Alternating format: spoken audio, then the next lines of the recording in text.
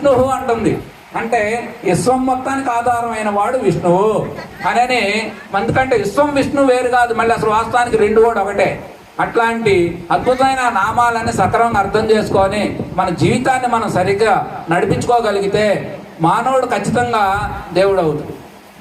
మన శాస్త్రాల ప్రకారం మనకి యాచకత్వం చేయడం కాదు, నువ్వు సర్వ స్వతంత్రుడు కావాలి, యజమాని కావాలి. ప్రతి మనిషి రాముడు కృష్ణుడు కావచ్చు, అందులో ఏ అనుమానం లేదు.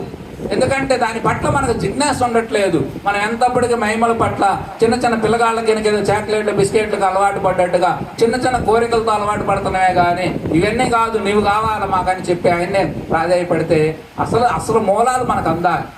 అట్లాంటి మూలాలు అందించడం కోసం వేదవ్యాస భగవానుడు శ్రీకృష్ణ పరమాత్మ ఇద్దరు కూడా వారి యొక్క యుద్ధం జరిగితే 21 లక్షల మంది, ఎందుకంటే మా క్షోభ అంతా ఉంటుంది స్త్రీ పర్వంలో, ఎంతమంది ఎంత క్షోభపడతారో. ఎందుకంటే ఈ పల్నాడు ప్రాంతంలో గొడవలు జరిగినప్పుడు మేము చిన్నపిల్లలు ఎంత బాధపడ్డామో, మమ్మల్ని ఎంత బాధపడ్డారో మాకు తెలుసు. అందులో ఆ బాధలన్నీ ఉంటాయమ్మా. అవన్నీ చూస్తూ ఉంటే హృదయం అంత పిండేసినట్టుగా ఉంటుంది. ఇంత క్షోభ, ఎందుకంటే అంతమంది గొప్ప గొప్ప వీళ్ళంతా దుర్మరణం చెందారు. ఆ మరణాలు కూడా తలలు దిగిపడ్డ వాళ్ళు, చేతులు దిగిపడ్డ వాళ్ళు, కదిలాడుతున్నటువంటి వాళ్ళు, వాళ్ళని అంతకుముందు వాళ్ళ వైభవాన్ని వర్ణించి వాళ్ళు పడిపోయిన స్థితులన్నీ వర్ణిస్తూ ఉంటే అంత క్షోభపడతా ఉంటారు. అట్లాంటి క్షోభ జరిగిద్ది అని చెప్పి శ్రీకృష్ణ భగవానుడు, వేదవ్యాస భగవానుడు, అనేక రకమైన ఋషులు ఎంత ప్రయత్నం చేశారో, కానీ దుర్మార్గుడైన దుర్యోధనుడు ఒక్కడెనకపోవటం వల్ల ఒక్కడి కోసం మొత్తం అంత సర్వనాశనం కావాల్సి వచ్చింది. ఎంత ప్రయత్నం చేసినా కూడా శ్రీకృష్ణుడిని ఏమంటాం? విష్ణువు అంటాం. విష్ణువు అంటే ఎవరయ్యా? భగవంతుడు అంటుంది శాస్త్రం. అట్లాంటి భగవంతుడు ప్రయత్నం చేసినా కూడా విఫలమైంది.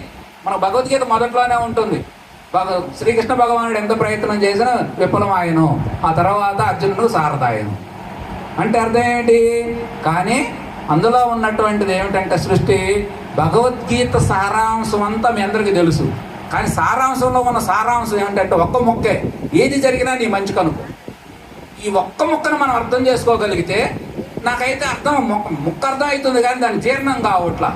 ఎందుకంటే సహజంగానే స్పందనలు కలుగుతున్నాయి బాడీలో. సంతోషం వస్తే సంతోషంగా, బాధ వస్తే బాధ కలగాలి, కానీ దాన్ని స్థిరపడకూడదు. దాన్ని అట్లా అని వదిలేయాలి. అట్లా వదిలేయకుండా దాన్ని అర్థం చేసుకోలేకపోతాను. ఏం జరిగినా నీ మంచి కనుకో అనే దాన్ని ఇక్కడ మనం భారతంలో తీసుకుంటే కృష్ణ భగవానుడు, వేదవ్యాస భగవానుడు ఇద్దరు ప్రయత్నాలు విఫలమైనవి, కానీ వారి లక్ష్యం నెరవేరింది. ఎట్లా నెరవేరింది? వారు ప్రజలకి ఏది అందించాలనుకున్నారో, మనకు ఆ రోజు ఎంతమంది యొక్క మరణాలలో నుంచి ఉద్భవించిందో భగవద్గీత, విష్ణు సహస్ర